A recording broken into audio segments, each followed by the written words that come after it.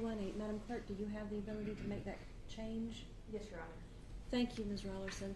The correction then is made on the record that 169 is now a free number. 318 is the number that will be with which it will be replaced. Thank you. Thank you, Your Honor. Mr. Cromwell. The state could resume. We'd like to call Stephen Rittenauer.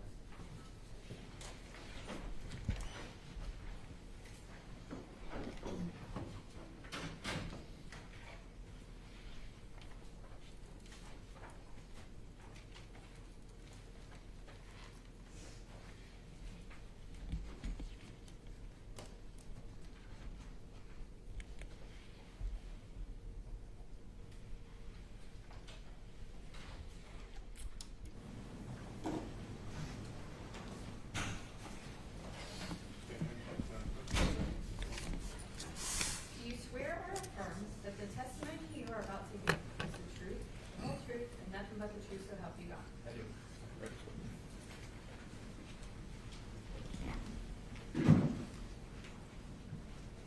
Your Honor, John Cromwell for the state. May I inquire? Yes, you may. Sir, would you please state your full name? Stephen Rittenauer, Would you spell the last name for the record? Ritenor. What is your profession, sir? I work for the Highlands County Sheriff's Office as a law enforcement officer. How long have you been in law enforcement? Almost 16 years. Now, what is your experience? What do you primarily handle and what have you been trained in? Right now, I'm the sergeant of the Special Victims Unit. So we work the missing kids, the sex crimes, the child pornography, elderly exploitation. Prior to that, I was working as a detective in criminal investigations, primarily working fraud cases. Before that, I was a field training officer on patrol, and then before that, I was a K-9 officer. What were you doing in January of 2019? What capacity were you working as? I was a detective with criminal investigations, primarily working fraud cases. Okay. Now, fraud cases, do they have anything to do with banks? A lot to do with banks. Okay. In your current role, when you're talking about child pornography and the like of what you're currently working with the Special Victims Unit, does that have a lot of electronics also It does. and downloading? It does. Okay. So were you engaged in the Xavier investigation because you had some experience with computers? Yes. Okay. Do you also do something outside of your position as law enforcement with computers, Yes. such as? I have a computer store that I own. Okay. So would it be safe to say that you're fairly well and knowledgeable about computers? I am. All right. Now, in your line of work, though, as a deputy sheriff, have you ever been involved in preserving video and audio? I have. Okay. Did you do that in this case? I did. Okay. And you do it routinely? I do. Okay. Now, how do you do that? How do you preserve something? It depends on what type of evidence it is. So for cell phones, a lot of times we put them on airplane mode. We put them in Faraday bags, or we take them back to our office. We have a room that's essentially a Faraday cage that prevents signals from coming in and out. On computers, we have larger Faraday bags, but we can also remove hard drives from them. DVRs for like video, we'll extract the data from the DVR, or in some cases we actually take the whole DVR, because DVRs by default overwrite once the hard drive's full, so it's a constantly overwriting, so the longer you leave it on, at some point it's going to start overwriting. So sometimes we just take the whole DVR to stop the time from continuing to record. You used a word describing some of those activities. You said extract.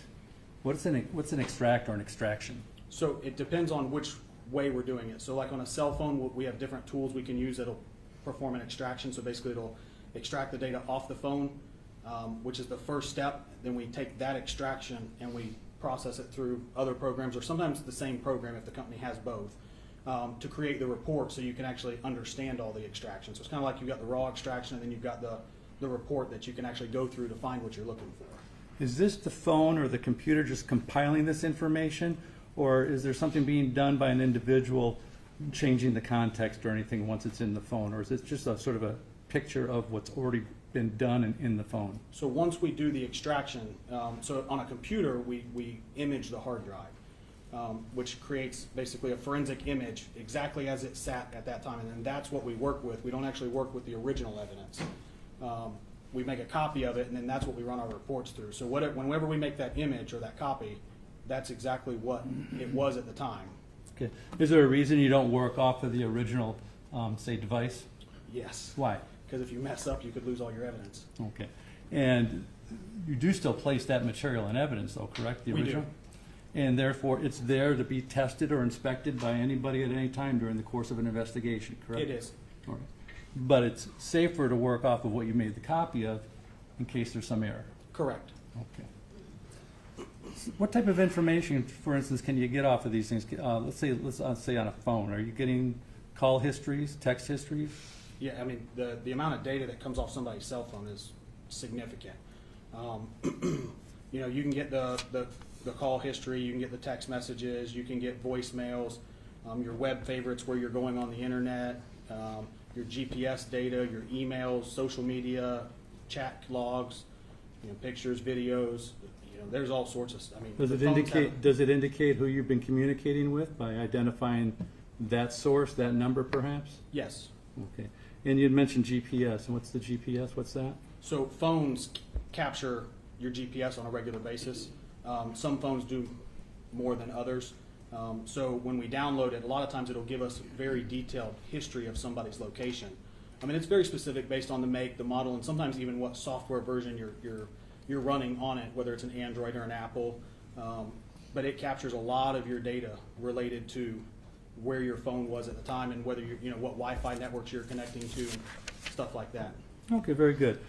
Thanks for sharing that with us. How did you become involved in this case on January 23rd of 2019? My then sergeant, Jamie Davidson, he was my sergeant in criminal investigations, called me and asked me to start working with my bank contacts to try and get a way to get into the video camera system at SunTrust because of this incident. Okay, and what efforts did you deploy in order to try to accomplish that? I called a lot of people, and I finally was able to reach Mr. Shover with SunTrust to basically work a way out so that I could get into the camera system so that we could live see inside the bank. Very good. And I guess that's sort of nowadays, this 2019 is before COVID. Nowadays, we sort of do a lot of things on computers. We talk to people in different rooms. We can even appear in court when we're not in court. That technology wasn't really being used so widely. I guess it had been called Zoom or maybe something at one time. People, I mean, I'm trying to think like how people were using it. We weren't really using it before 2020 frequently. So how were you doing it? Is it something like Zoom? Yeah, I don't remember the specific program, but it was probably something like TeamViewer or something where you could share your screen so that I was able to actually connect to him and see his screen, sort of like remote tech support, Okay. except I was connecting into him and then he was giving me access to his computer because I didn't have the login access to be able to log into their camera system, but he did. So I was able to set up a connection with him to connect into his computer so I could see what was on his screen, which happened to be the bank video. Is that, I think phrase I used to hear was that's a screen share, screen sharing? Yes, Okay. Right. So were you able to see into the bank at some point? I was. Now, what was the benefit for now law enforcement to be able to see into the bank? So once I established the connection, I had to go to the scene because I did that from my office or the main office or wherever I was at the time, but I had to take it to our command center. And then I was there on scene and I was able to relay it to our command staff who was able to relay it to the SWAT team. So they could, obviously, a lot of times they don't have a visual inside before they make entry somewhere. So in this case, because I actually have all their cameras, we could relay information to them about, you know, what rooms have people in them, what rooms don't have people in them. Okay, so by screen sharing, you could see the events that were going on and you could see them in real time, correct? Correct. And that aided law enforcement in order to take the next steps that they needed to do in order to secure this facility, correct? Correct. Okay. And the SWAT team then relied upon it also, correct? That's correct. Okay. Now, you got notice of after it happened, correct? After the killings had happened, right? So, yes, I was well, I don't know when I actually got notified as far as if the shooting had actually already occurred, but when I arrived on scene, the incident was still going on and he had not been taken into custody yet. So when you were able to start screen sharing, though, since you had to make a lot of phone calls and go through a lot of steps, you're seeing it at some point after these lives have been taken, correct? Based on what I viewed on the camera, yes, I believed it to be after the shooting had already occurred.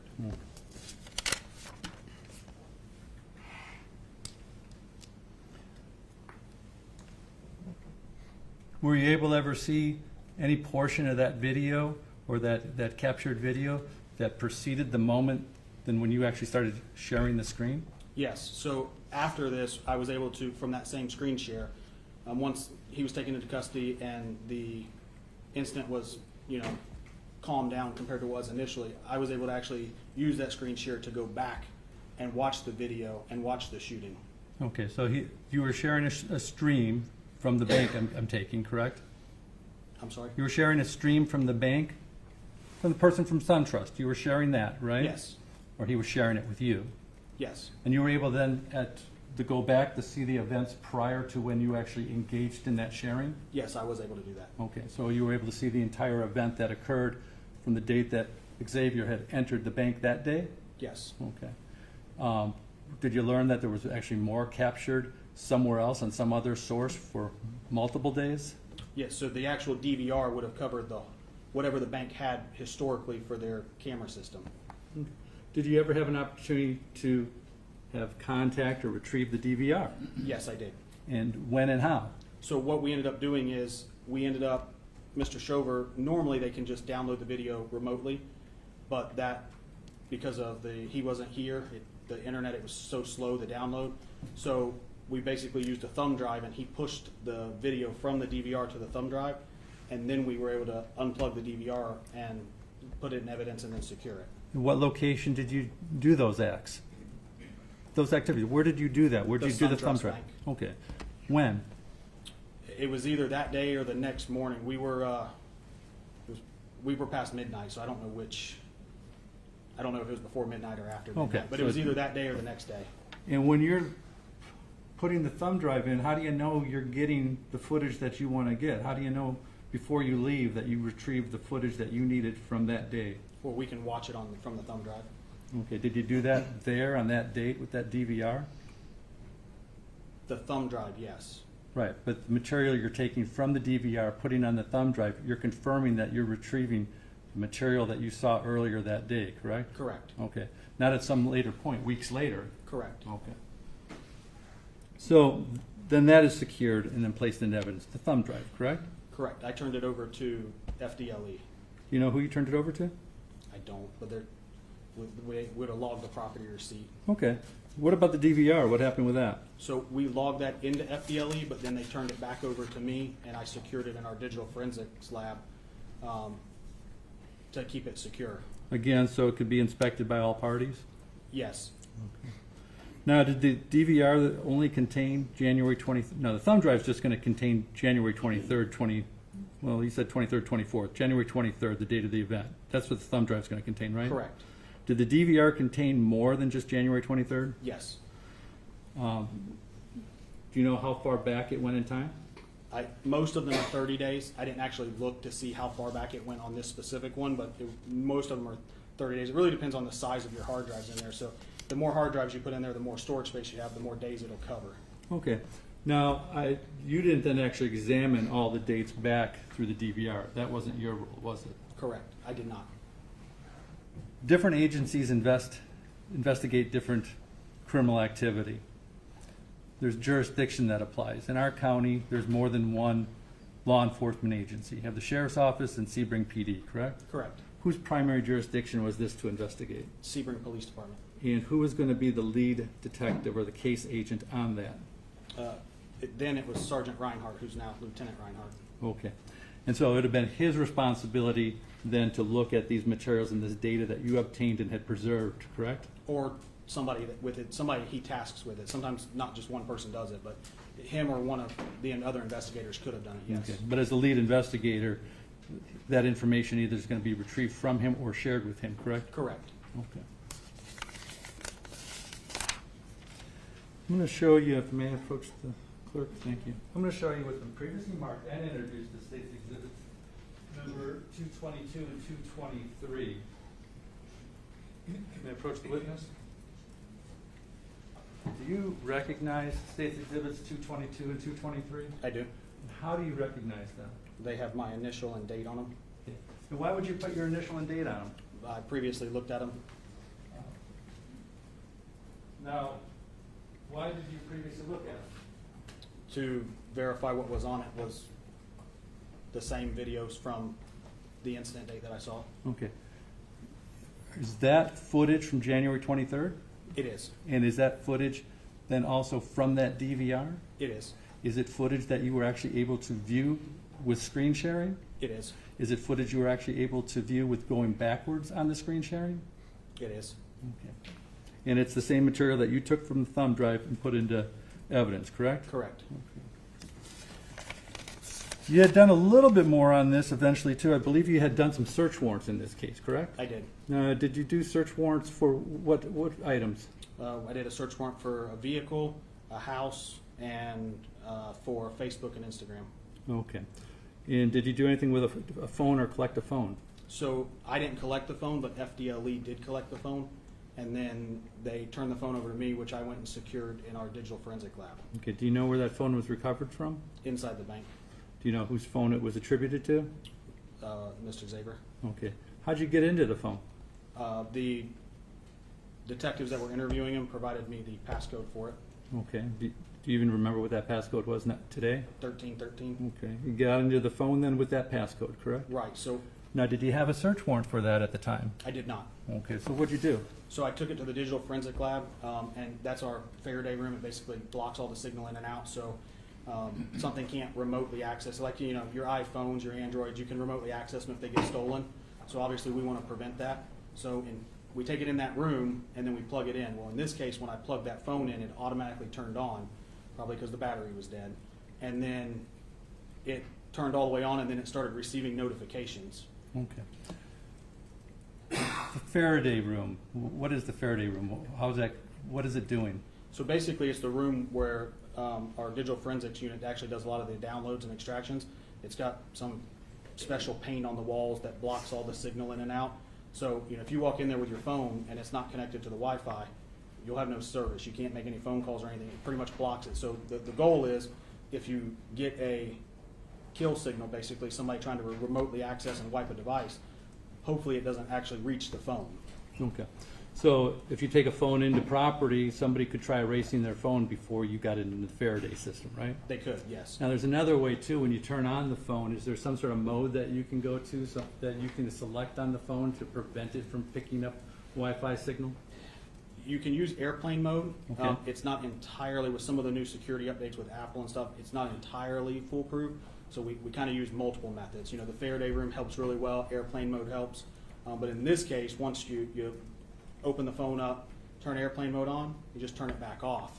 Because we have the passcode. A lot of times we wouldn't turn it off because we need to, you know, our forensic people need to work on it. But in this case, with the password, and I know it works because I typed it in, I then shut the phone down.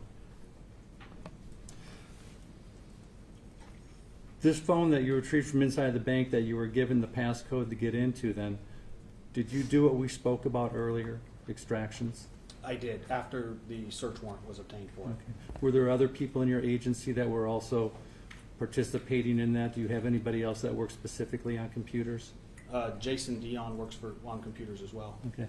Again, that would just be for the purpose of the sheriff's office doing the extraction for the investigating agency that jurisdiction over this, the Sebring PD? Yeah, back then it was just Jason. We have another person now, but back then it was just Jason. Okay. And with these extractions that were taken down, what's done with that? So once I take the extraction and the reports or whatever I create from it, we store it on basically a server that has backups on it and everything. So, you know, if anything happens, we don't lose our data. But it's stored on that server so that if we need to provide a copy of it to another agency, we can. Okay. You had mentioned something about Facebook being involved with this, or social media or downloading. Did you have anything like that in this case? Did I hear you correctly? So yes, I did a search warrant for Facebook and Instagram for accounts. Okay. And were you able to retrieve those materials too? Yes, And were those materials then also then shared with the investigating agency, Sebring PD? they were. And I don't want to say the investigating agency because there was multiple agencies that were all involved working together as a team, a cohesive team, correct? Correct. Okay, thank you. I have no further questions. No questions. May this witness be excused? You can be excused but not released, Your Honor. You're excused from the witness stand, but not released from your subpoena. Please make yourself available should you need to be called. Yes, Your Honor. Thank you.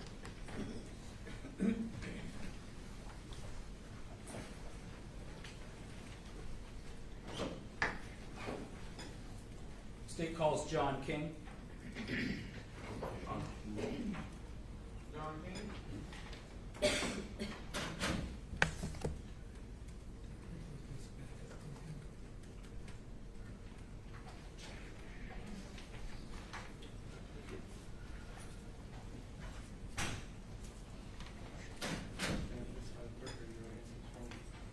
Do you swear or affirm that the testimony you are about to give is the truth, the whole truth, and nothing but the truth, so help you God? I do. Right this way, sir.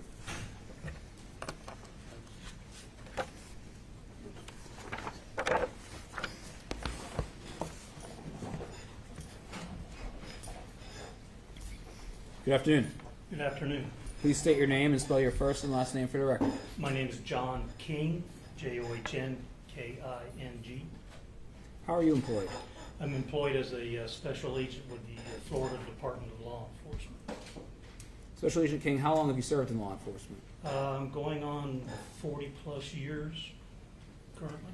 Can you describe your background in law enforcement? Yes, I began my career in November of 1977 here with the Highlands County Sheriff's Office.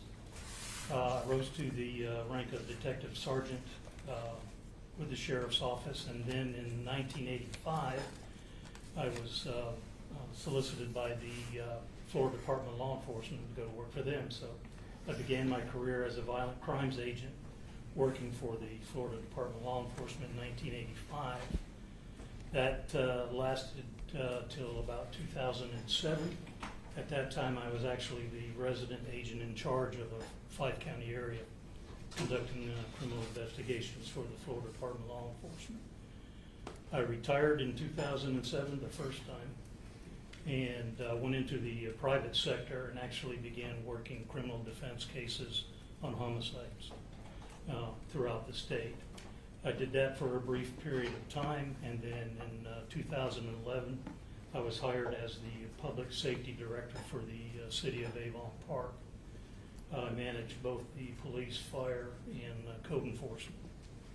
I stayed there for roughly 18 months, went back into the private sector again, and then in 2015, I went to work for the Fort Myers Police Department as a cold case homicide investigator. I stayed there a year, and then the Florida Department of Law Enforcement approached me again to come back, and so I came back in 2016 as a special agent assigned to the Sebring field office. What are the duties of a special agent with the Florida Department of Law Enforcement? We work primarily criminal investigations, typically investigations that are beyond the resources of other agencies or beyond their expertise. And we work multi-jurisdictional or complicated cases. And is the Florida Department of Law Enforcement commonly referred to as FDLE? Yes, they are. I want to direct your attention to January 23rd of 2019. On that date, did you respond to the SunTrust Bank located at 1901 U.S. Highway 27 South in Sebring, Florida? I did. Is that in Highlands County? Yes, it is. And what caused you to go to that location? There had been a reporting of an active shooter at the bank, and that there were possibly 5 deceased persons in the bank, and the sheriff's office was negotiating with the shooter. Approximately what time did you arrive in the area? I was down in Fort Myers when I got the call, so I didn't get there till about 5:05 p.m. Now, by the time that you arrived on scene, was the scene secured and had the suspect been taken into custody? Yes, he had. Can you describe the scene as you initially observed it? When I arrived, of course, there was a large law enforcement presence. The SunTrust Bank is a single-story structure. It had 2 primary entrances for the public, one on the north side and the other on the west side. The building had been taped off with crime scene tape. I saw that the west side public access doors had been knocked out of the bank, and there was a police, we call it MRAP, but a SWAT vehicle there that had apparently pushed the doors out when the SWAT team made entry. I walked into the bank after putting on protective boots and went in and actually did what we call a walkthrough. and I noticed that the 5 deceased victims in the bank, and then I came back out waiting for a crime scene to respond. So when you initially arrived and did your walkthrough, the victims were still present inside the bank? Yes, they were. As part of your investigation, were you present as law enforcement started making observations of the victims and the injuries to the victims? Yes, after the crime scene had taken all of their photographs and videos and Faro scans, and then myself and Agent Coogan were involved with actually moving the victims so we could identify them, and then determining how many injuries they possibly had. Before we get to that, can you describe where the victims were located within the bank and how their bodies were located? They were found in the main lobby. They were all laying side by side next to each other up against the south side of the lobby near the access to the restrooms. So they were laying all right side by side, face down. And did you observe any evidence consistent with a shooting in the immediate vicinity of the bodies? Yes, I observed, of course, blood spatter, pieces of bone, and shell casings.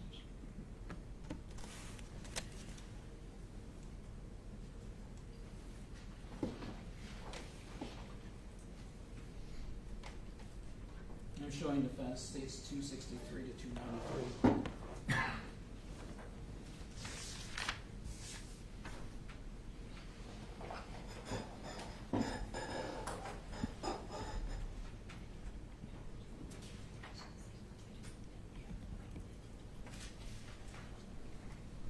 Special Agent King, I am showing you states 263 to 293. Can you please take a look at those exhibits?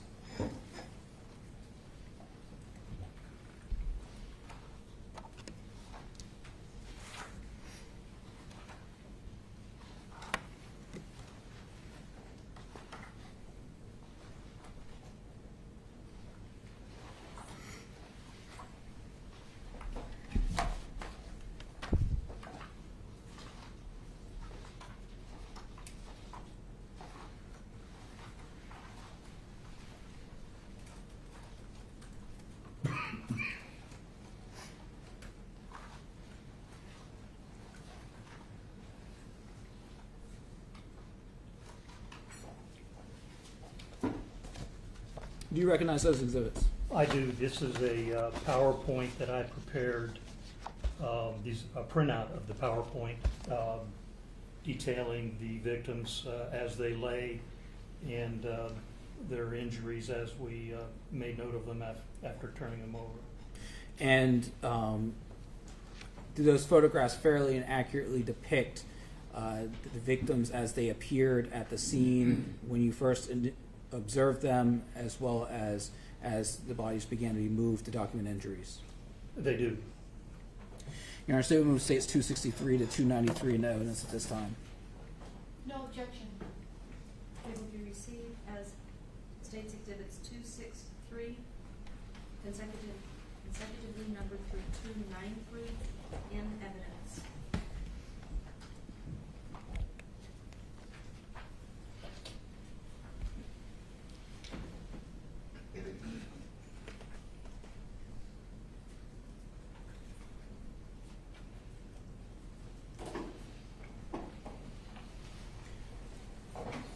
The first photograph that I am showing you is States Exhibit number 263. What does this photograph depict?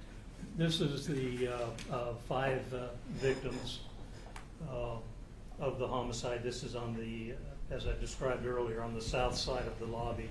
These are the positions that they were discovered in. The white pieces of that you see, little white tabs, are medical debris from the EMTs when they come in to check for vitals. And is this how they were initially located at the crime scene? Yes, with exception of Miss Cook. She was further up against the wall, and EMS had to pull her back a little bit to check her. She was further up against the wall. In State's Exhibit number 264, again, does this depict the victims as they were initially located at the scene? It does. There's a reddish-brown substance around their head. Based on your experience as a law enforcement officer, have you ever come into contact with blood? Many times. Do you have an opinion as to what that substance is? It was blood and brain matter. State's 265, what does this photograph depict? Again, that's an overall shot. The yellow tabs that you see are placed by crime scene to denote evidence. Some of them are shell casings, and then again, some of them may be a fragment of bone, but they identify the specific areas of evidence. Now, initially, how were the victims labeled? They were labeled A, B, C, D, and E. And through the investigation, were you able to determine the identity of the victims? Yes, The person that is located at position A, who was that determined to be? that is Marisol Lopez, The person that is located at position B, who was that determined to be? Deborah Cook, The person that is located at position C, who was that person? Anna Williams, The person that was located at position D, who was that person determined to be? Jessica Montague. And the person at E, who was that person determined to be? That is Cynthia Watson. Now, are all 5 of those women, were they determined to be deceased when you arrived? Yes. State's Exhibit number 266, what does this photograph depict? It's a moderate range view. That's of Marisol Lopez. And then State's 267, Marisol Lopez again, her lower torso. 68. And that is the pointing out of a gunshot entry wound to her right lower back. 269, Again, that's of the bullet hole. You can see it almost in the center of the photograph. You can see the hole in the fabric. State's 270. That's the actual bullet entry wound to her right back. Again, that's Marisol Lopez. State's 271. This is Marisol Lopez. As we turn her over, you can see she's wearing her identification tag. State's 272. This is a photograph of Deborah Cook, 273. lower half of Deborah Cook, State's 274. and a photograph of Deborah Cook as we have turned her over. State's 275. That's a view from the top of her head, demonstrating a exit gunshot wound to the top of her head. State's 276. That is Anna Williams. 277. Again, the lower portion of Anna Williams. And did it appear that at some point Miss Williams had urinated? Yes. 278. That is the back of Anna Williams, and it is demonstrating an entry gunshot wound to the lower back of her head. 279. That is Anna Williams. Again, we had rolled her over, and that's showing the front side of her. And again, she's also wearing a SunTrust employee tag identifying her. 280. That again is from the top of her head. That's taking a look and demonstrating the exit wound that we discovered at the top of her head. 281. This is a photograph of Jessica Montague. 282. Again, this is the legs of Jessica Montague. 283. The upper back of Jessica Montague, demonstrating a bullet hole and the blood stain at the very bottom of the photograph. 284. That is a bullet entry wound to her left shoulder, back. 285. And that is a gunshot entry wound that we discovered in the back of, lower back of her head. 286. That is Jessica, again, as we turned her over. Again, she's also wearing a name tag identifying her as a SunTrust employee. 287. And that is a exit wound that we discovered on the right side of her head. 288. This is a mid-range shot of Cynthia Watson. 289. Cynthia Watson's lower half legs. Now those brass objects on the floor, are those cartridge casings? They are. 290.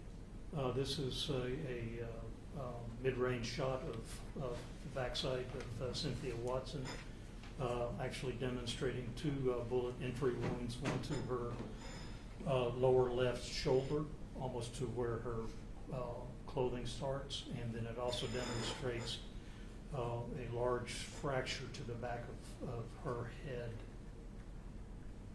States 291. That's the entry when I was speaking of briefly. It actually broke her arm. You can see the deformity in the arm. That round exited, I'm sorry, you can go to the next slide. That round exited the front side of the shoulder. And this is states 292. Yes. This is the front side of visual from looking down to top of the head of Cynthia Watson. And states 293. Again, it's a photograph of Cynthia Watson.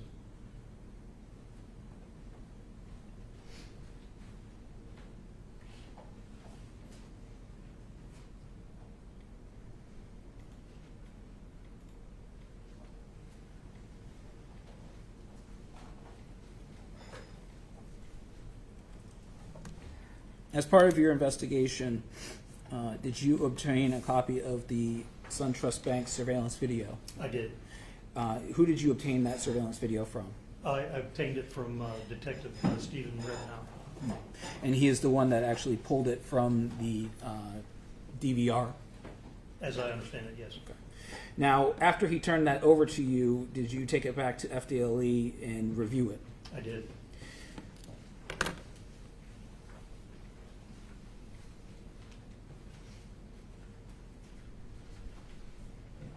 I'm showing you states exhibits 222 and 223. Do you recognize these exhibits? I do. These are the videos that were extracted from the system at the SunTrust Bank. I recognize it based on my initials and the date that I observed or reviewed these. Okay. And these particular videos, has an exhibit been created utilizing the images that were downloaded from the video to create an exhibit where sometimes different angles appear side by side? Yes, the video system in the bank had 16 individual cameras, and this video that I observed or reviewed actually shows things occurring in the bank from two different views in some of the locations. And that particular exhibit, was it created using the actual surveillance video? Yes. Now at this time, the state is going to publish states 222.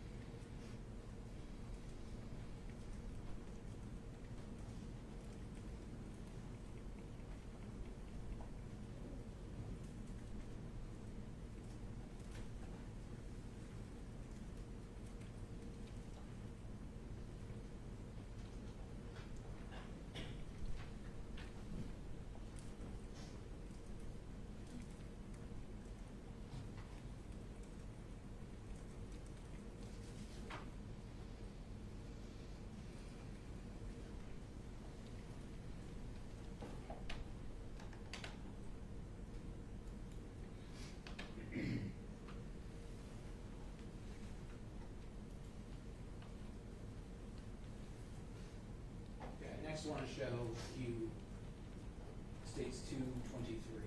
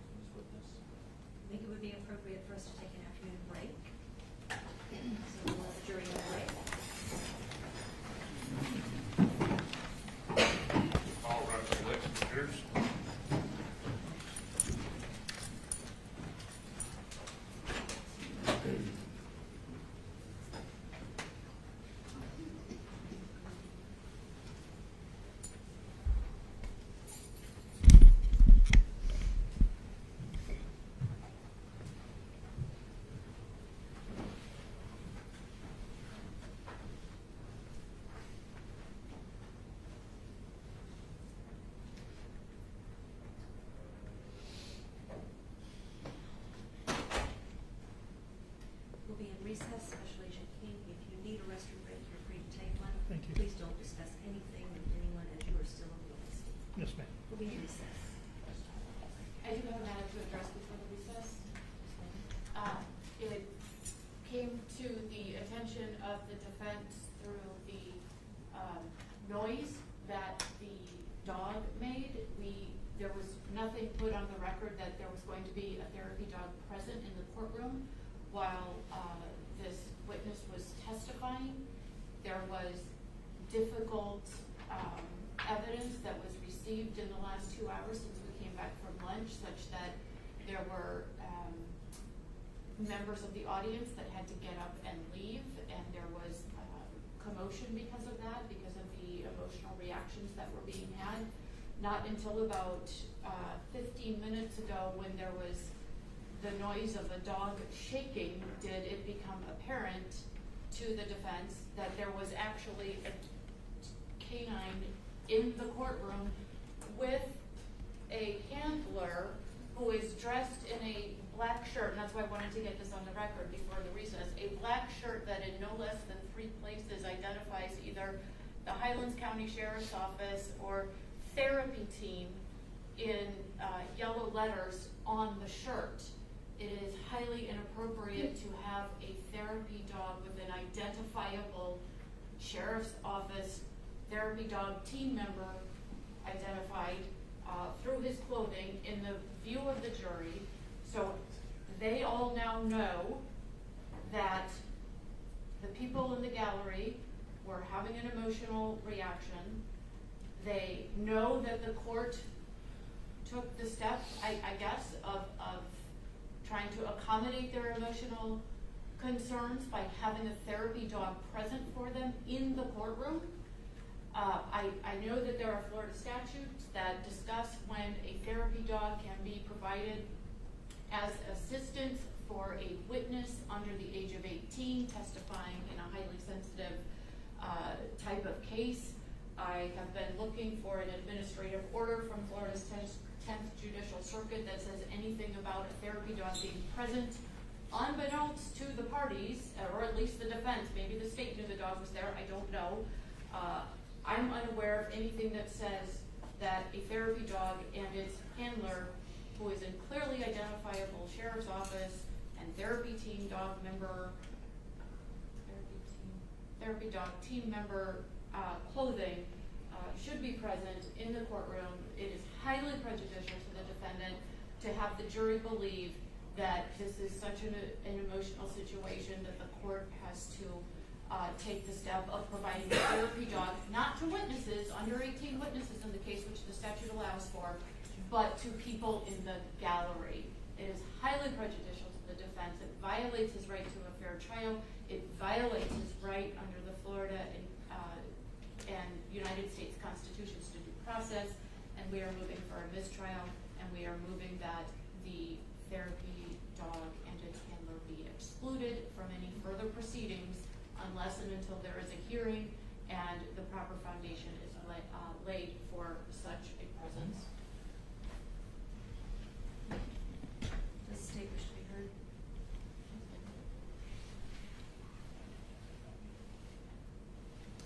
Judge, first of all, I believe the state has no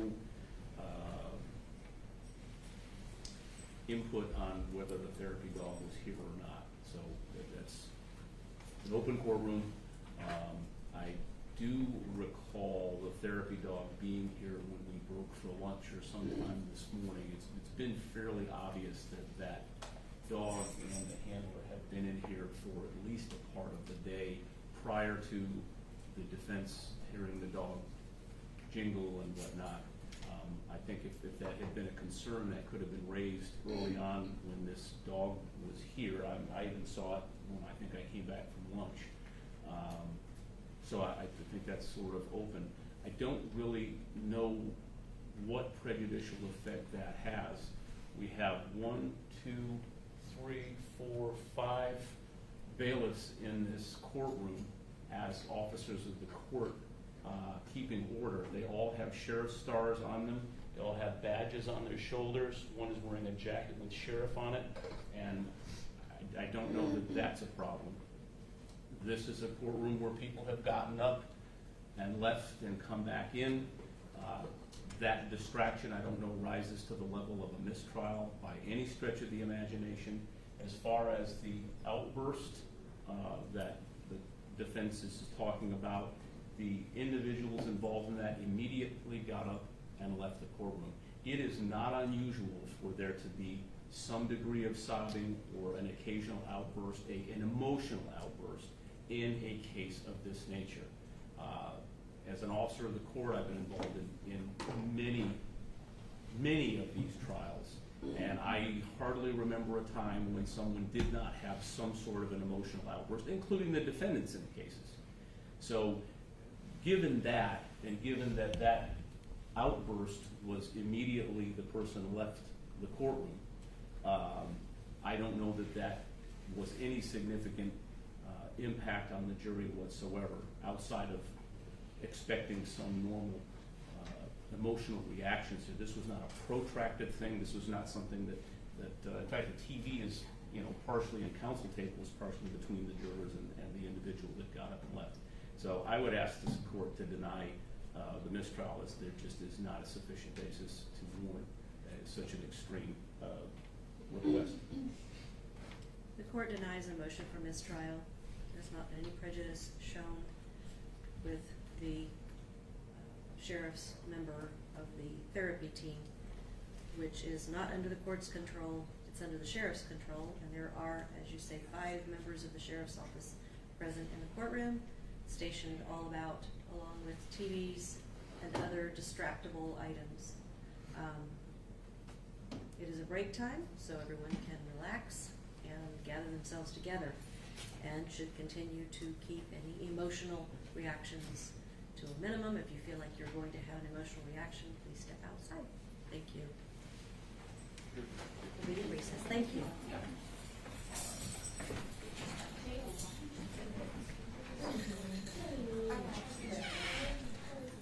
The door's closed. The door's totally closed.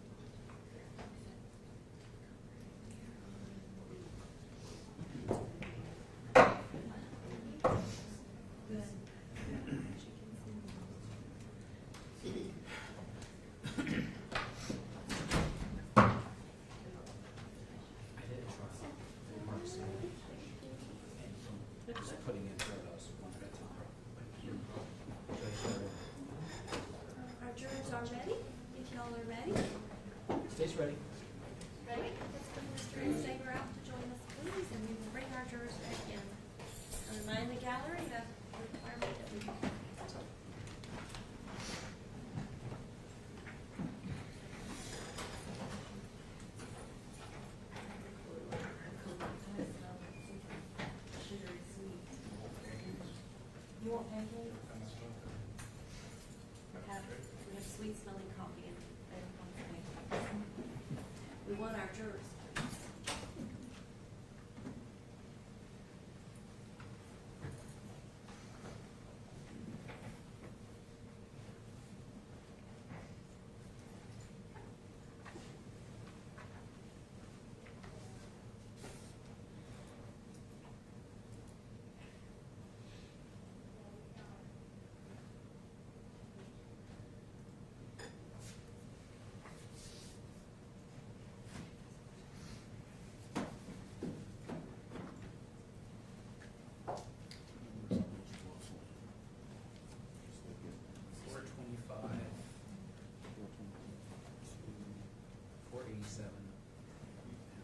And then 489 to 534. All right, Mr. Church.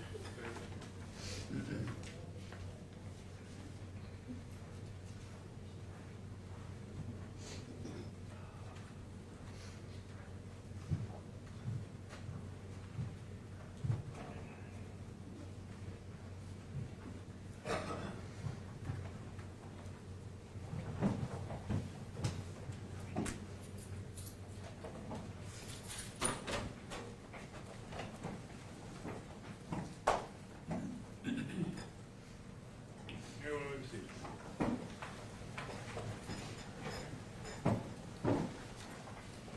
Statement continued.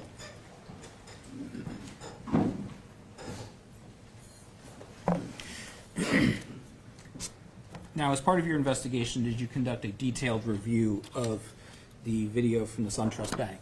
I did. And as part of your analysis, did you create a number of screenshots using the video? I did. And did you compile the screenshots you created into a PowerPoint? That's correct, yes. I'm showing the fence states 425 to 487 and 489 to 534.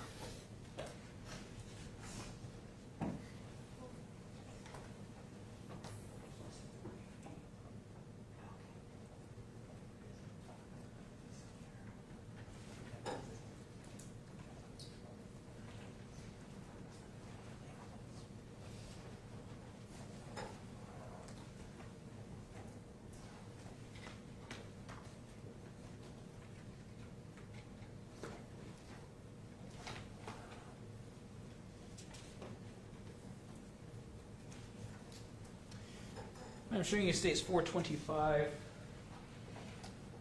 487, as well as 489, 534.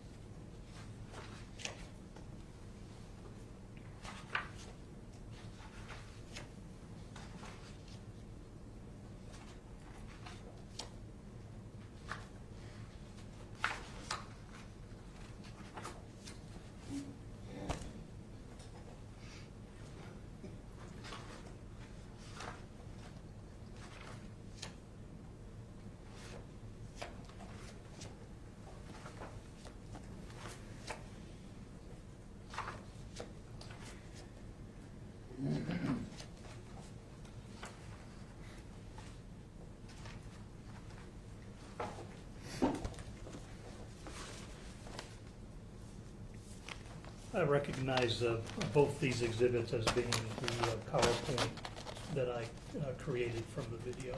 Okay. Your Honor, statement of states 425 to 487 and 489 to 534 in the evidence at this time. No objection. As numbered in evidence and marked unmarked.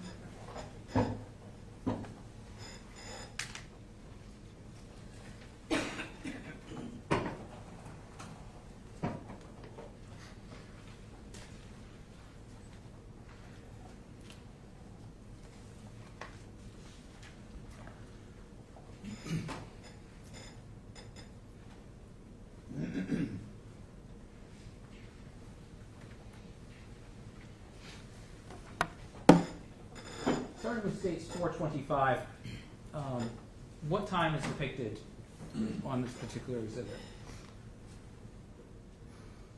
It is 12:32. Okay. And at 12:32, does this particular exhibit depict the defendant entering the SunTrust Bank? Yes, that shot was taken from the ATM camera.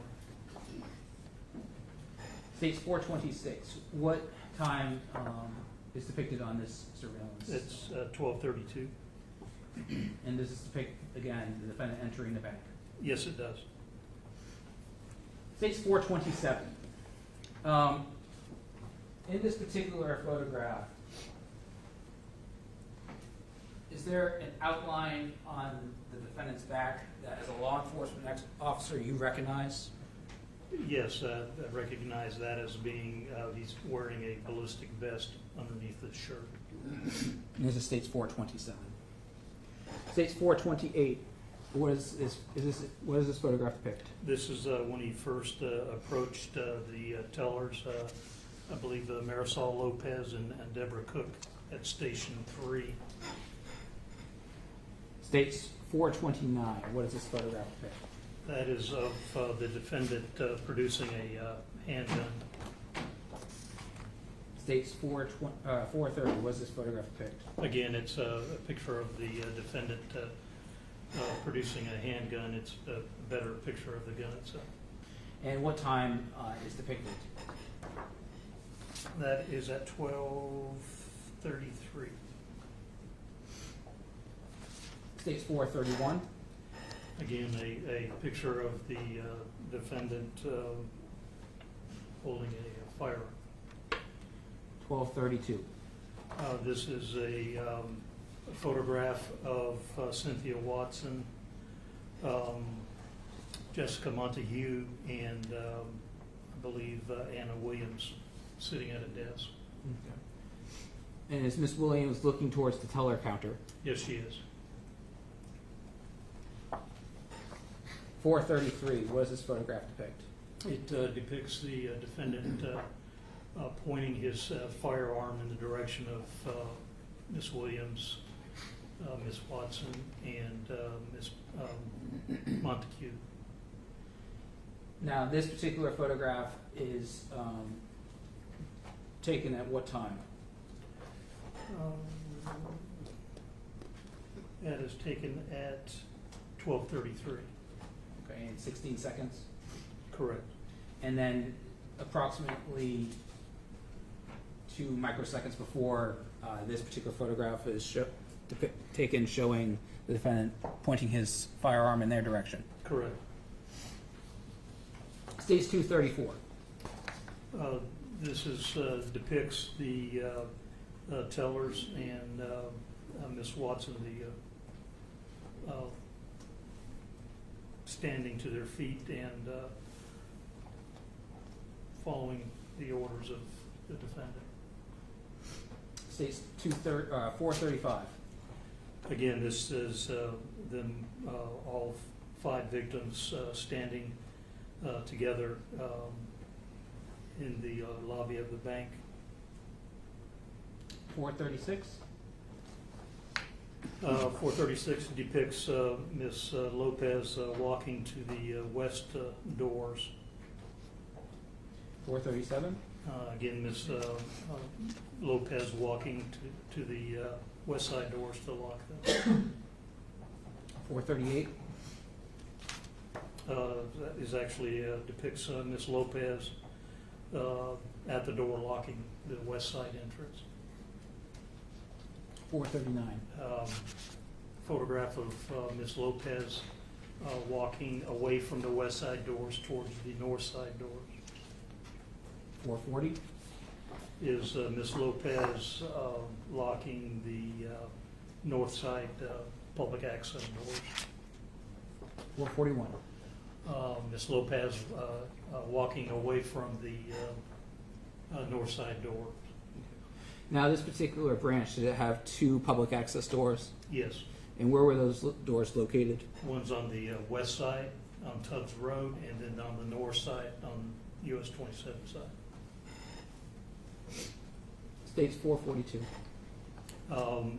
Ms. Lopez returns to the location with the other girls. States 443. It shows the victims again together, and they're starting to lower their hands, 444. and they all begin to check their waistline, it appeared. 445. Again, they're still checking their waistline,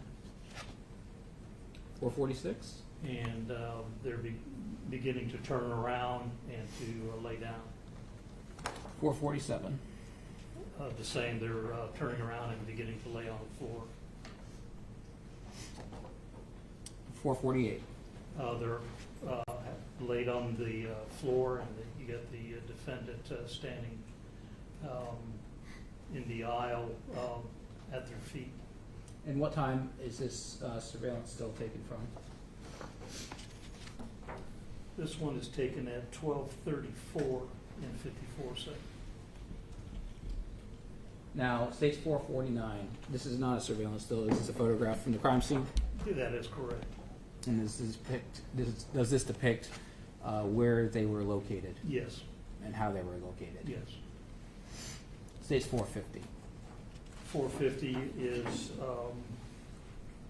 depicts the defendant taking aim at Marisol Lopez.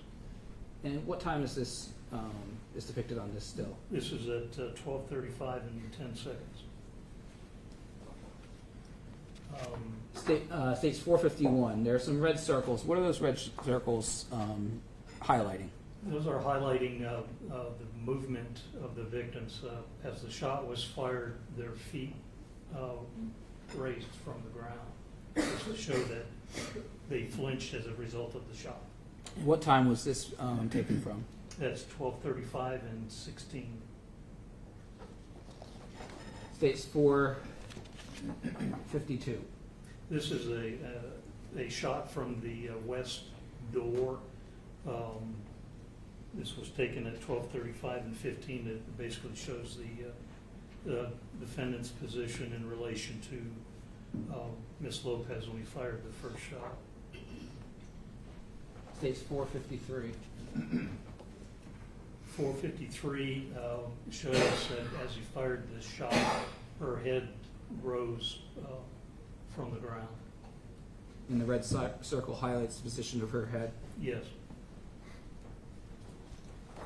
States 454.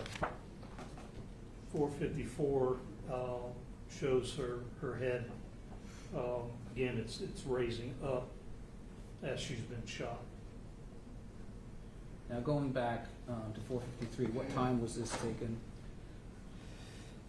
453 was taken at 12:35 and 16. And 454, what time was this taken? 12:35 and 19 seconds. So based on your analysis of the video, was that the approximate time that the first shot was fired? 12:35, yes. 455. What does this photograph depict? This is again a shot highlighting as her head rose, you can see her hair erupt from her head. And the red circle again is highlighting the position of her head. That's correct. 456. What does this photograph depict? It depicts the defendant firing an additional shot. It's difficult from this position to determine whether he's firing at Ms. Lopez or if he's firing at Deborah Cook. 457, what is depicted in this particular photograph? As he fires that shot, Cynthia Watson raises her head and turns and looks at him. And the red circle, does that highlight the position of Ms. Watson's head? Yes. 458, what does this photograph depict? This is a photograph highlighting Ms. Cook's head. It's just taken from a different direction. This is just prior to Ms. Watson turning her head. And what's the time on this? This is 12:35 and 29 seconds. At 459.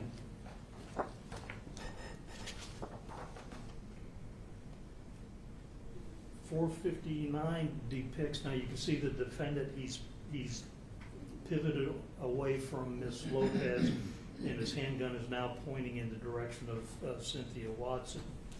The red circle was placed there to show that Ms. Cook was still moving, her head was moving at the time.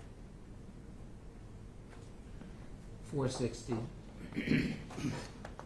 Again, it's a photograph of Miss Watson continuing to turn her head and look at the direction of the defendant. 461. 461 depicts the Miss Watson laying her head back down and then the defendant taking aim at her. 462. 462 is a photograph that depicts the defendant taking a shot at Miss Watson, and as he does, Miss Cook's feet jump, which tells me she's still alive, or may not have been shot. 463. 463, he pivots back in the direction of Miss Cook and fires a shot. 464. 464, again, is a photograph from the opposite direction from the west doors, and it depicts Miss Cook's head movement at the time of the shot. 465. 465 depicts the defendant pivoting again to the right. 466. 466 is a photograph, and it depicts Jessica Montague. You can see the red circle illustrates that her hair has erupted from her head. And the second red circle, again, is of Miss Cook's foot. It flinched at the same time. 467.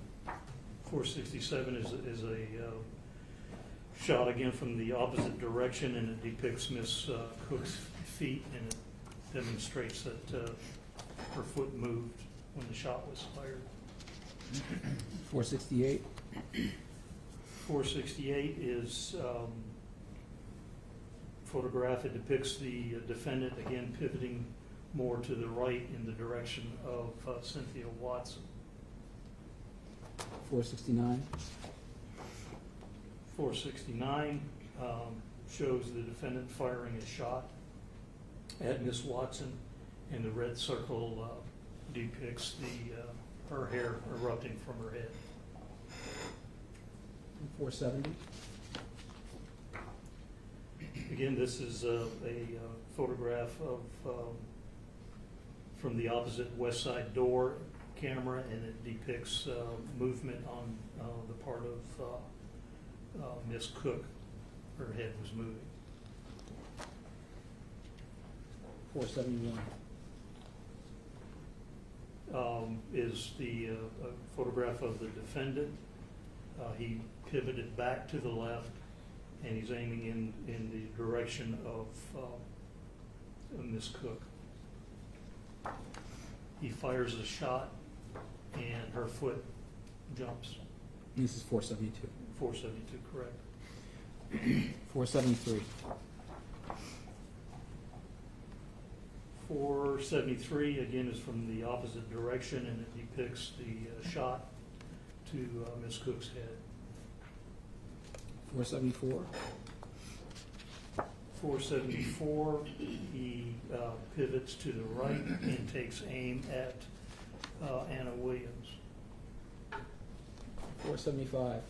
475 actually depicts her hair and blood matter erupting from her head and hitting the wall. 476. 476, he turns again to the right to Jessica Montague. And then he 477. fires a shot, and 477 depicts the eruption of her hair from her head. 478. Depicts Miss Williams's, not Miss Williams, but Miss Cook's feet.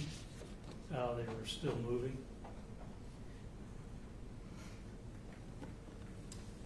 479.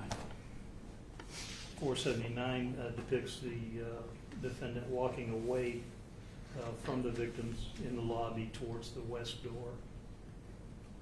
480. 480 again depicts the defendant walking in the lobby. He's looking at the handgun. 481. 481 depicts the defendant manipulating a cell phone. What time is depicted on this particular still? This is 12:36 and 5 seconds. 482. 482 is the defendant holding the handgun in his left hand and appears to be talking on a cell phone with his right hand. 483. 483 is a customer, I believe it was the Sparks.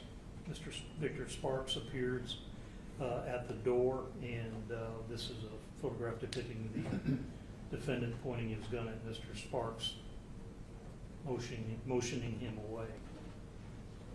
484. 484 is the defendant walks back to the feet of the victims with the phone in hand and the gun back in his right hand. 485.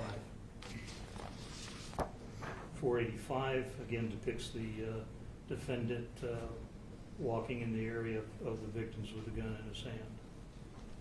486. 486 depicts the defendant with a phone in his left hand, and he turns abruptly and looks at in the direction of the victim. 487. 487 is a photograph depicting the defendant taking aim at Cynthia Watson. And 489. 489 depicts, again from the opposite direction, from the west door. It illustrates Cynthia Watson's feet raising as she's shot. 490.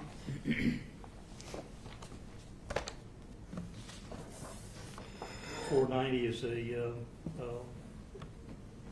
photograph from the east looking back at Miss Watson. The red circle denotes as the shot is fired, you can see her hair erupting from her head. 491. 491 is of the defendant. He's taking aim at Marisol Lopez, and he fires And this is 492. a shot. And this is again from the opposite direction, from the west camera, and the red circle denotes Ms. Lopez's hair erupting from her head. And what time is this still taken from? That was at 12:36 and 37 seconds. 493. 493 is of the defendant walking near the victims. The gun's down at his side, and he's manipulating his cell phone. 494. Again, it's of the defendant standing in the lobby looking in the direction of the victims, handgun in his right hand and manipulating his cell phone. And 495. 495 is of the defendant walking away from the victims back towards the west door. He has got the handgun in his right hand and his cell phone in his left, and he's got it held up to his mouth. 496. Again, it's the same as the defendant walking away, holding the handgun in his right hand and talking on his cell phone. During the course of the investigation, did you become aware that the defendant had placed a call to 911? Yes, And was that call placed around 12:36 p.m.? it was at 12:36, yes. States 497. 497 is the victim as he walks through the lobby. He's closer to the west side doors and continuing to talk on his cell phone. 498. 498 is, again, the defendant walking through the lobby back in the direction of the victims with his cell phone in his left hand and the handgun in his right hand. 499. He walks back over to the victims and appears to take aim at Ms. Cook. 500.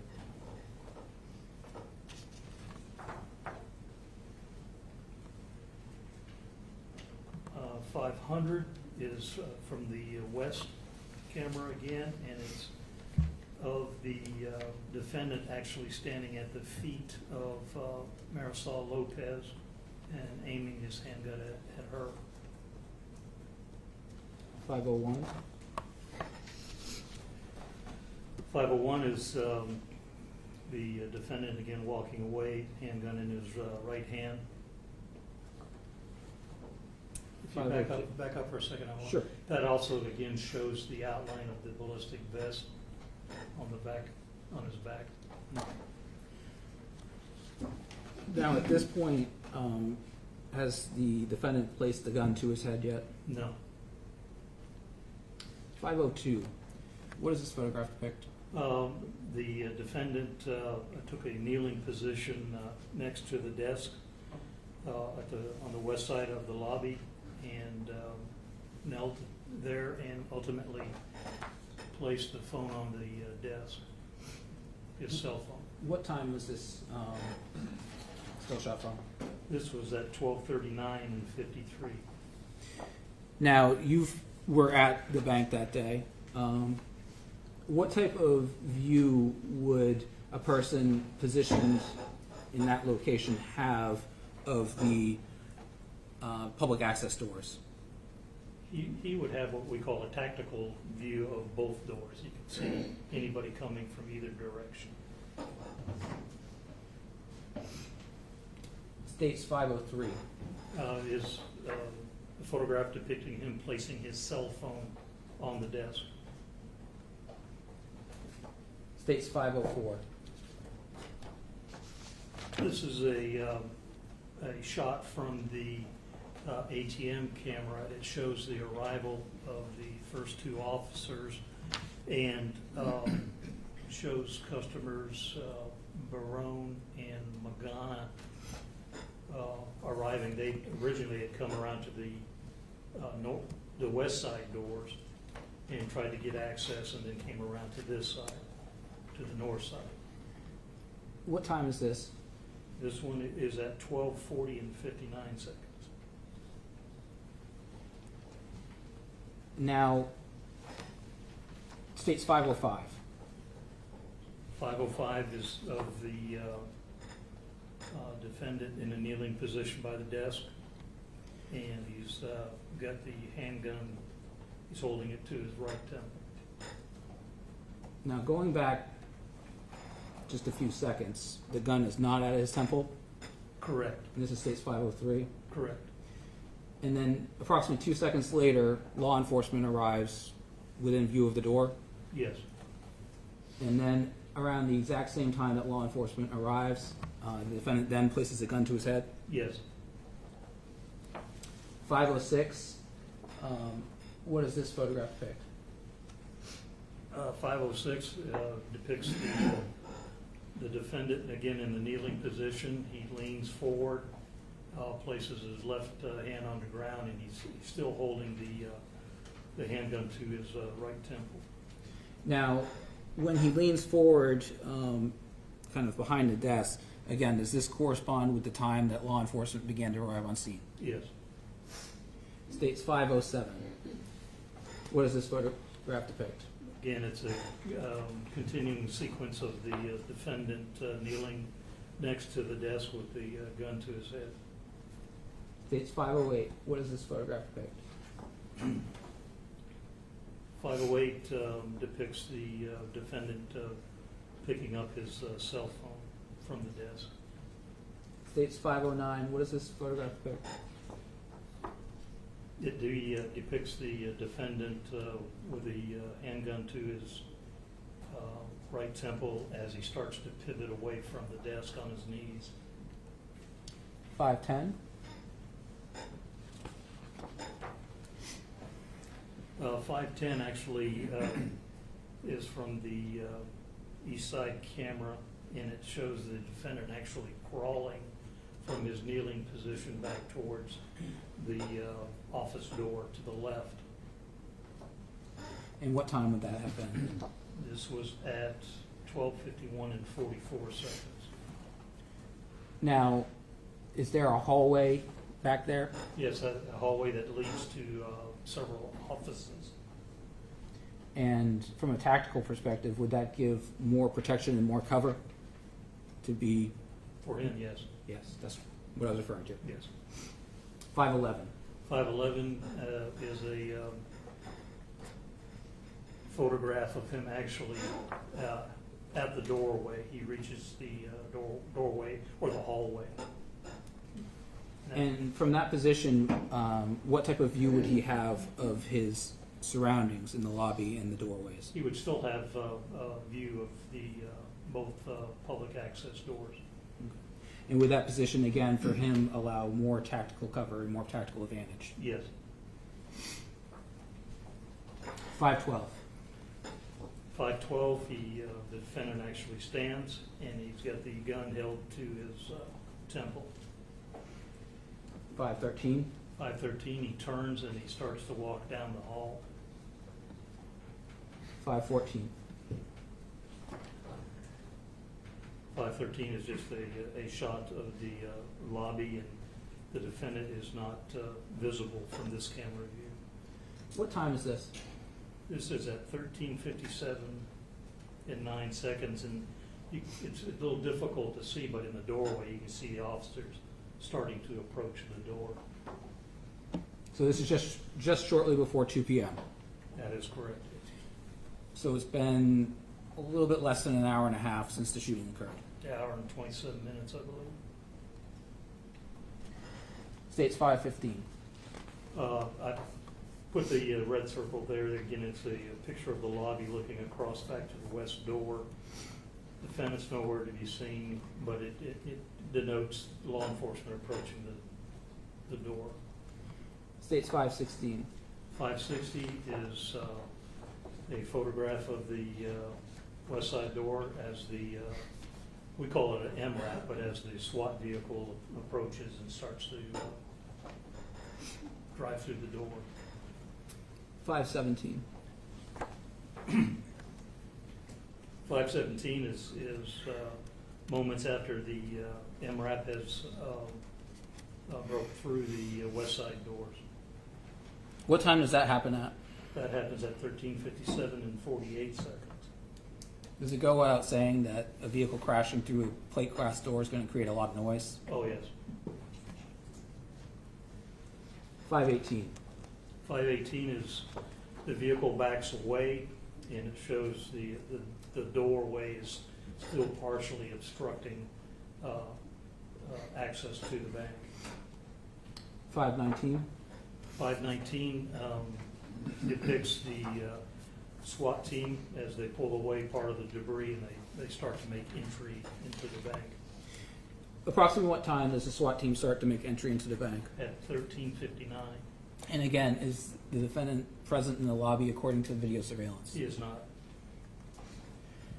States 520. 520 is the SWAT team actually making entry into the lobby, and again, the defendant is not visible in this shot. And this happens at approximately 2 p.m. 1411 seconds. 521. This is a shot from the west camera showing the SWAT team as they enter the bank.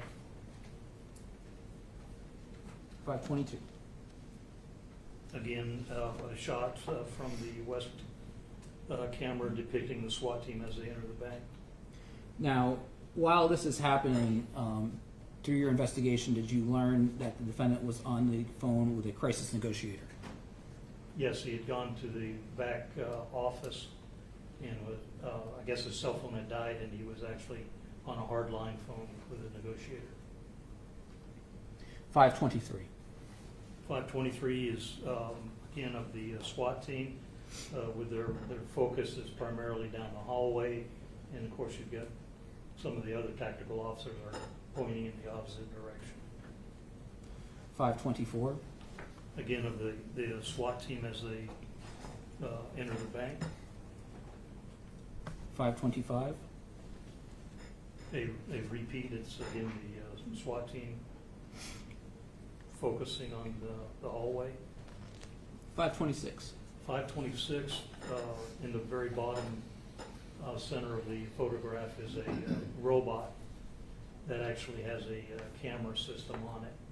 And the SWAT team used that to go down the hallway so they could get a visual perspective. 527. Again, is a better shot of the robot system that they use to go down the hall. 528. 528, the defendant appears in the hallway with his hands raised. I want to go back to the previous slide, 527. Approximately what time was the robot sent down the hallway? It was at 14:06 and 9 seconds. And at 528, approximately what time does the defendant begin to exit the hallway? 14:26 and 37 seconds. And was it your understanding that he had remained on the line with the crisis negotiator during that time frame? That is my understanding. 429, what does this photograph depict? 529 depicts the defendant. They had him turn around to back towards them. The red circle, of course, denotes the position of the defendant. Now, has he changed his clothing or taken items of clothing off? Yes, he's removed the gray hoodie and the ballistic vest. 530. 530 depicts the defendant as he backs up. He's grabbed his T-shirt by the shoulders, and that's a tactical process where they have him raise the shirt so that they can see whether or not he has any weapons in his waistband. 531. 531, he's been ordered to his knees.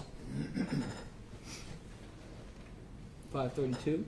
532, the sheriff's deputies approach and take him into custody. 533. He is escorted from the bank. 534. Depicts the other members of the tactical team examining the victims.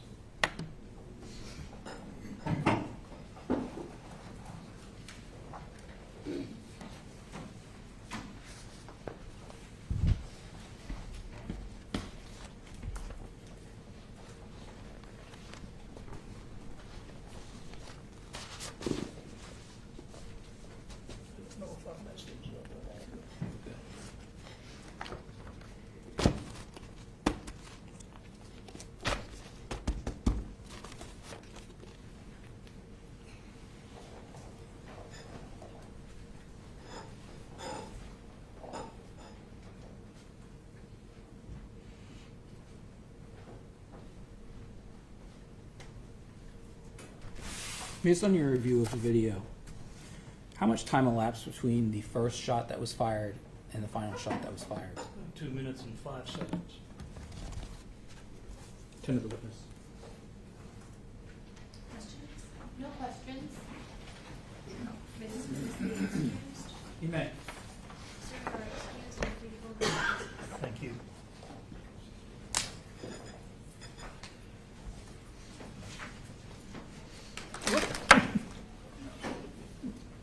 Please.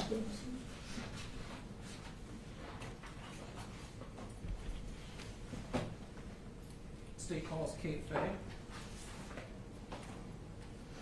sorry, I don't think that they just heard you. Kate Fay.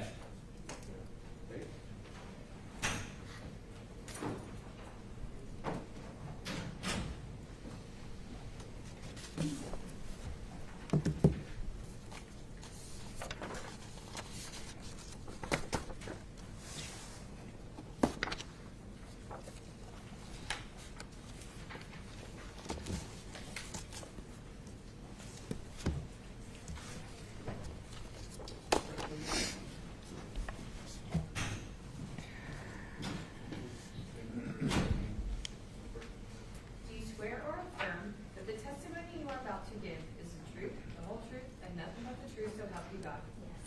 Right this way, man. Thank you.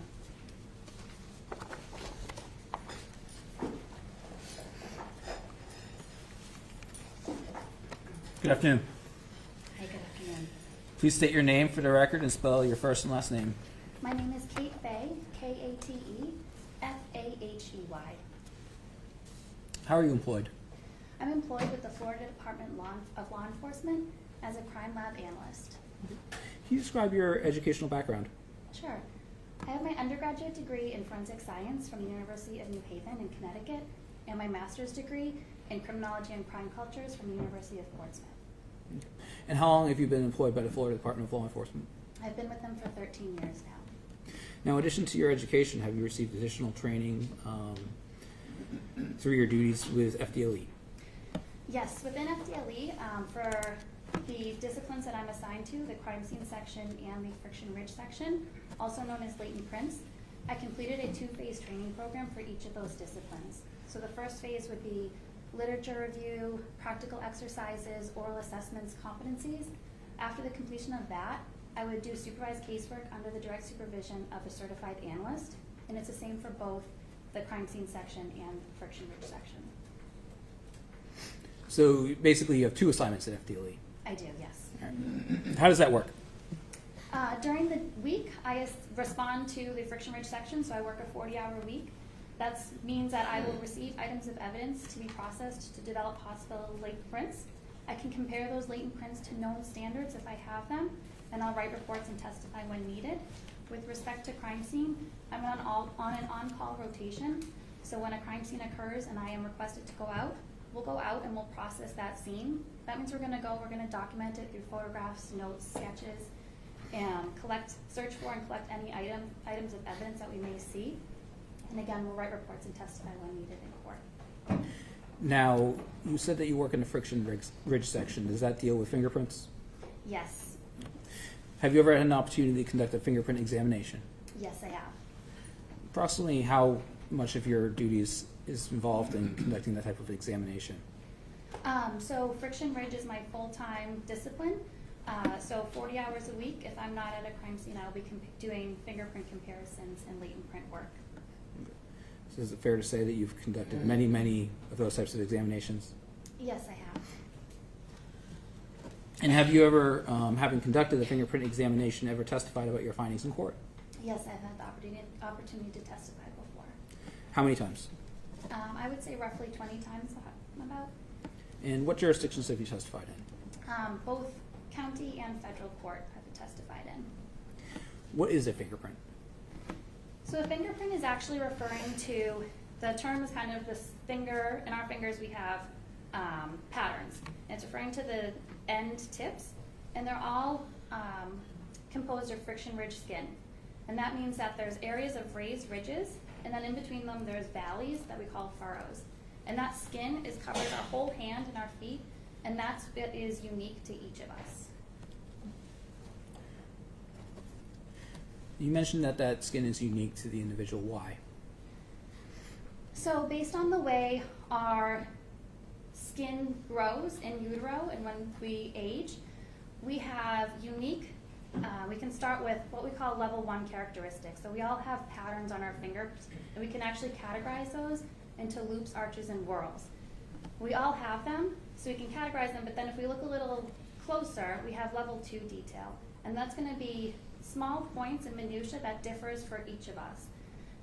Looking a little further, we have even level 3 detail where we can see the pores on those ridges and the shapes of the edges, and we can look at that, and that's going to be different for each of us too. So the skin that's on our hand is what is unique to us, and it varies even from finger to finger on us individually, even with identical twins, and from person to person. That will be unique.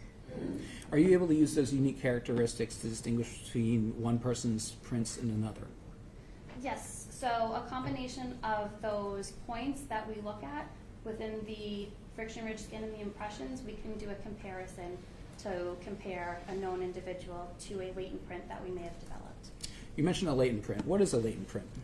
So a latent print is the unintentional recording of our friction-ridged skin left on a surface. When a person touches an object, for example, I'm touching this podium, what process would cause a latent print to be left? So there's actually a couple of factors that we can think of when we want to think if a print is going to be left on a surface or not. The first one's going to have to do with everything about me, the subject factors. Am I sweating? Am I wearing gloves? Have I recently washed my hands? Do I have maybe a skin condition that causes flaking of the skin? Then we can think of the surface itself. So is the surface clean? Is it dirty? Is it something that's going to be receptive to maybe whatever residue is on our fingers, like a glass mirror or a cup, versus something that's very textured, the carpet, wouldn't be as likely to have a fingerprint left on it. The third factor is going to be anything that happens after we've touched that object. Was it outside exposed to extreme heat or the rain? Was it packaged properly? If it was handled excessively, could something have wiped off of it? So those 3 factors all together will really dictate whether or not a latent is going to be left on a surface. Now, are you sometimes able to detect and preserve latent prints for further analysis? Yes, so at FDLE, whenever we are able to develop a latent print, or if we see it visually, our protocols are always to take a photograph of that for preservation so that we can use that for our comparison. When we're working an item of evidence, any latent prints that we see we'll photograph before moving on to another process, just in case that next process ruins the print that we already saw with one process. So we'll always take a photograph to preserve that information. Now, even where you're able to detect a latent print, is it always suitable for comparison purposes? No, it won't always be suitable for comparison. What is a known standard? A known standard is the intentional recording of this friction-ridged skin, most commonly with ink and paper, or there's digital means to capture your fingerprints and palms as well. And how are known standards used in fingerprint examination? Known standards are used to do a direct comparison to. The standard may come from a known individual that was in an area that could have access to where the developed print was, so we can compare that latent print to that individual and render a conclusion on it did come from that individual or it did not come from that individual. I want to direct your attention to January 23rd of 2019. On that date, did you respond to 1901 U.S. Highway 27 South in Sebring, Florida? Yes, I did. Why were you asked to respond to that location? We had a request for assistance for a shooting that occurred at a bank. Now, does FDLE's crime scene unit assist local agencies? Yes, so as the state agency, we'll respond to any local agency throughout the state that needs assistance. What time did you arrive on scene? We arrived approximately 5:05 p.m. What agencies were present on scene when you arrived? When we arrived, Sebring Police Department was there, Highlands County Sheriff's Office was there, the FBI was there, and our FTLE special agents were on scene as well. And how were responsibilities for processing the scene divided? So we all met up and got together to figure out how we were going to divide up the tasks that needed to be completed. It was determined that Sebring Police Department and the Highland County Sheriff's Office was going to take custody of and process all the vehicles that were at the bank once they were documented in their locations that they were. And the FDLE crime scene was going to take care of documenting and processing the inside of the bank. And what were you specifically asked to do? So with respect to processing the bank, we were going to document it through notes, photographs, videos, and scanning, as well as search for items of evidence and collect and preserve them for possible forensic testing. Can you describe the exterior of the crime scene as you observed it? The exterior of the SunTrust Bank was a brick building with white trim. There was an entrance on the north side and the west side for customer use, and there was an entrance on the south side that was an employee-only entrance. And were there parking areas, or where were the parking areas located in relation to the building? There was a parking lot by that north entrance door and another parking lot on the west by that west entrance door. And were there a number of vehicles that were located in the north parking lot? Yes, there were. What vehicles were located there? May I refer to my notes? If it will refresh your recollection. Thank you.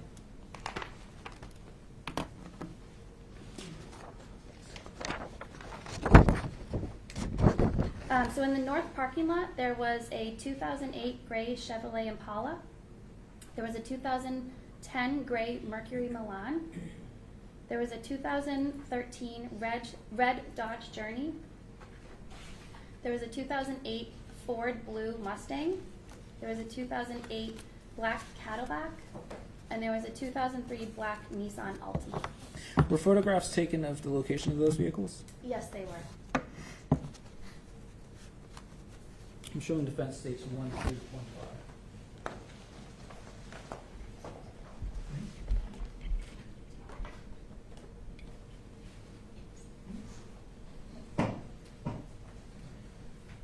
I'm showing you states 1 through 25. Do you recognize those exhibits?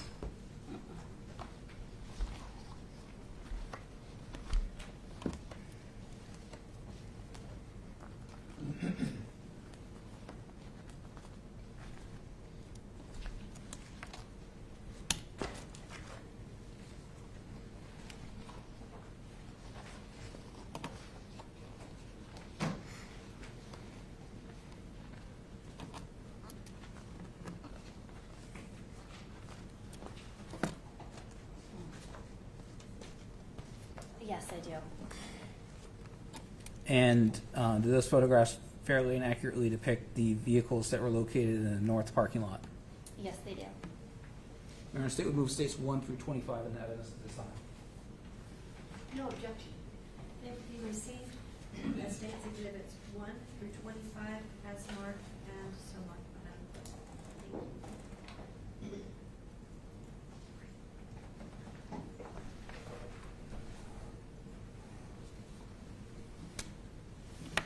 State's Exhibit number 1, what does this photograph depict? This photograph depicts the black Nissan Altima. What you can see is the edge of the SunTrust Bank building right there. The doors to the extreme right of the photograph are the north entrance doors into the bank. And who was this vehicle determined to be registered to? This was determined to be Zephon Zaver's vehicle. State's Exhibit number 2. This is just a different angle of that same, the Nissan Altima. In the background, you can see, again, the north entrance to the SunTrust Bank. State's Exhibit number 3. This is a close-up of the license plate of that Nissan Altima. State's Exhibit number 4. Again, we're just wrapping around the vehicle, so this is going to the driver's side of that Nissan Altima. State's Exhibit number 5. Another view of the Nissan Altima, now moving to the front driver's side area. State's Exhibit number 6. And a view head-on of the front of the vehicle parked in that parking spot by those north entrance doors. State's Exhibit number 7. The front passenger side view of the Nissan Altima. And State's Exhibit number 8. And the side passenger view of that Nissan Altima. And State's Exhibit number 9. Again, the passenger side of the Nissan Altima. Moving on to State's Exhibit number 10. What does this photograph depict? This photograph is now looking at the other side of the parking lot, of that north parking lot, the vehicles that were located in that area. Okay. And were you able to determine who those vehicles were owned by? Yes, we were. Okay. And who was the gray Chevy Impala owned by? It was determined that the Chevy Impala was owned by Marisol Lopez. And the gray Mercury Milan? Belonged to Deborah Cook. The red Dodge Journey? That belonged to Anna Williams. The blue Mustang? That belonged to Jessica Montague. And the black Cadillac CTS? And that belonged to Benjamin Wysoskowski. I apologize for that last name. State's Exhibit number 11. So it will be typical to photograph the vehicles there to wrap them. So this is going to be moving into more documentation of each of those vehicles that's present. So this is the back driver's side area of the blue Mustang. And you can see in the background, that is the north side of the SunTrust Bank. State's Exhibit number 12. The license plate of that Mustang. State's Exhibit number 13. A front view of the passenger side of that Mustang. State's Exhibit number 14. This is moving to the Chevy, the back of the Chevy. State's Exhibit number 15. That is the license plate of the Chevrolet, State's Exhibit number 16. showing the driver's side of the Chevrolet. State's 17. The rear side of the Cadillac, State's 18. the license plate of that Cadillac, State's 19. showing the driver's side of the Cadillac. State's 20. This is the red Dodge Journey, showing the back driver's side area State's 21. and the license plate of that vehicle. State's 22. Another view of the driver's side of the vehicle. State's 23. This is the back side of the Milan State's 24. and the license plate associated with that vehicle. State's 25. The driver's side of that vehicle. Were a number of vehicles located within the west parking lot? Yes, there were vehicles in the west parking lot as well. What vehicles were located in the west parking lot? There was a 1999 red GMC Yukon. There was a 2001 gray Chevrolet Tahoe, and the Highlands County Sheriff's Office SWAT vehicle was in that parking lot as well. And who was the GMC Yukon registered to? That belonged to Cynthia Watson. And how about the Highland or the 2001 Chevy Tahoe? That belonged to Paul Manga. And the SWAT vehicle was obviously by the Highlands County Sheriff's Office. Yes.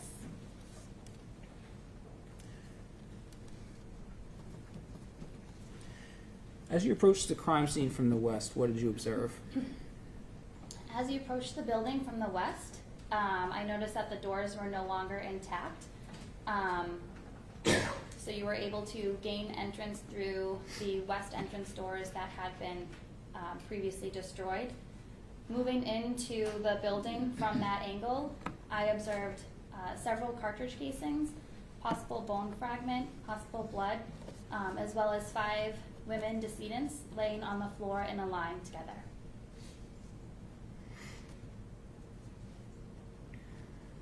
And as you move closer into the crime scene, did you see any projectile defects?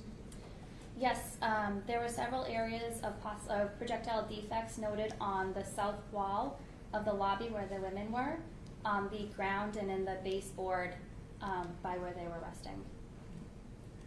Now, how were the decedents initially identified? Initially, since they were face down, we used photo markers that had a letter on them to identify each of the women. So we used an alpha marker to identify them. Now, as you proceeded, was there a hallway off of the main lobby? There was a west hallway off of that main lobby that led to different office rooms along that corridor, heading towards the south end of the building. And as you proceeded to the southeast office located in that west corridor, what did you locate? In the southeast office, there was a chair with several personal belongings on them. The chair had a handgun with no magazine in it. There was a black smartphone. There was 2 loaded magazines, a black wallet. There was a folding knife. There was a gray sweatshirt and a black bulletproof vest on the chair. Next to the chair, there was a loaded magazine on the floor, and there was a black landline phone with the receiver off of the base. Now, after you had completed your initial walkthrough, was a search conducted for items of evidentiary value? Yes, after we document the scene as is, we will do an initial search for items of evidence. And as you located items of evidence, did you place evidence placards down? Yes, we did. And are those yellow triangular shaped objects that we will be seeing in some photographs? Yes, they are.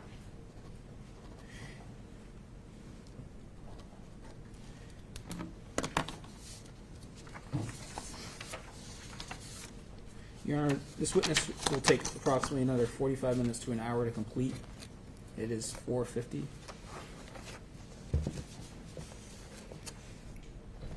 requesting to end for the day? If it pleases Your Honor. No, we told the jury about 5 o'clock. Jurors, we are going to excuse you for the evening and pick up right where we are today, tomorrow morning. I remind you, you will not do any investigation or research on your own. You will not look up anything to do with this case. Don't watch the news, listen to the radio, or read your newspaper. So it's off limits until this case concludes. You all understand. Thank you. Have a good evening. We'll see you again. Same place downstairs. Be here at 8:30 in the morning. We should be ready to take you up and get started. Thank you. All right, next to Jerry.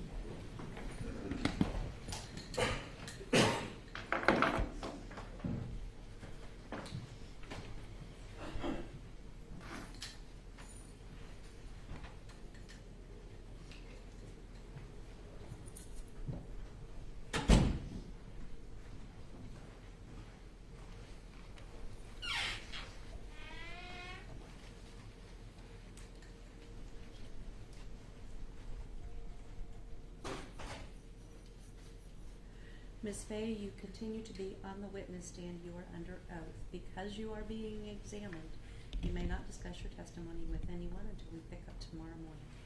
You may go about your business for the evening. Thank you. Thank you.